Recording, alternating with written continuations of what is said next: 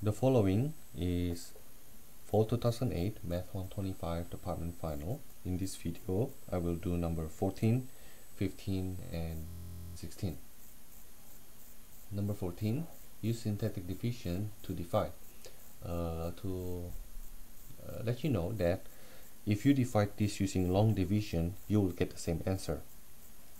Okay, so when they tell you to do it by syntactic division, it's actually to tell you that it may be easier for you to do it that way. Now, however, when let's try to do the syntactic division. Let me write the question first. X cubed plus 3x squared. Supposed to be the x term there, right? Let me insert the x term plus 0x minus 11 big over x plus 4. Now, I hope you know what I'm trying to do.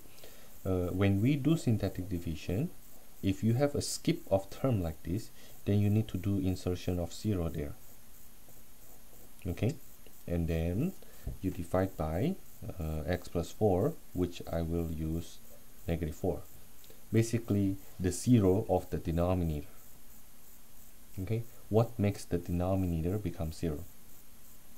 Okay, that's negative 4. Okay, now then I will go on using syntactic division here. I drop the 1 times negative 4 is negative 4, 3 plus negative 4 is negative 1, negative 1 times negative 4 is 4, 0 plus 4 is 4, and then 4 times negative 4 is negative 16. When I add them, I get negative 27.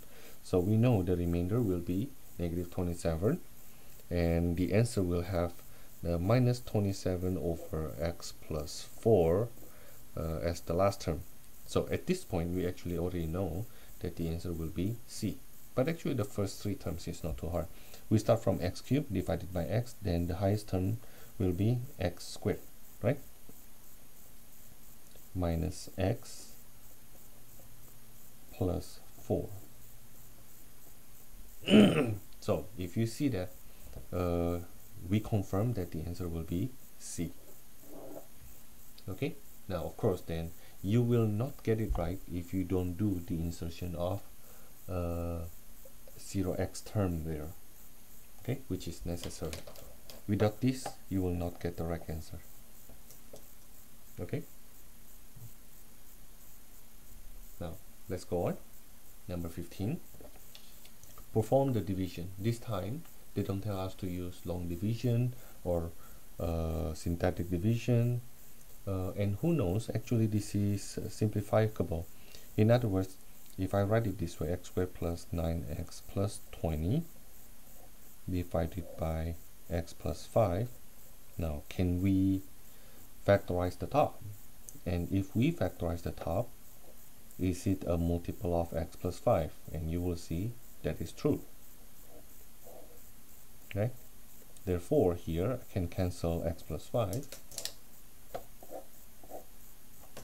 Okay, so I have the final answer is x plus 4, provided that x is not equals to negative 5, the one that makes the cancellation equals to 0 cancellation.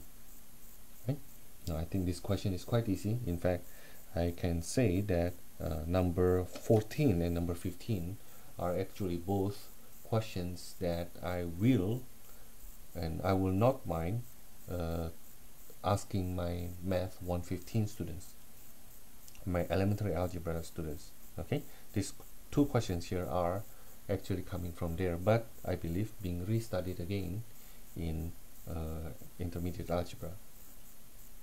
Okay, now let's go on to number 16. Simplify the expression. We have a rational exponent here, and we also have root 7 there. Now, the rule of thumb is when you see nth root, we will convert that to rational exponent. Okay, now let's review a little bit. The nth root of x or whatever equals to x to the 1 over n. Okay, that's the principle we'll use. So you will see here that I will change later on the 7th root of a minus 5 to be a minus 5 to the 1/7. Okay, that's what I will do. Now let's start the question.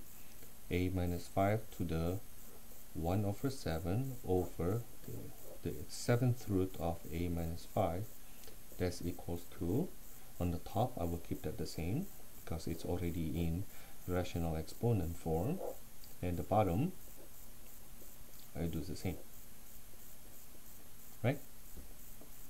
That from here to here, that's what I said earlier. But if you are defining the same thing, then this is equals to 1, right? Even though I have to say that at the same time we need to make sure that a is not equals to 5, because then we are dividing by 0, right? Which is not correct. Now then, from here we see which one is the answer. The answer is E. Okay. Oh, by the way, I need to look back to number 15.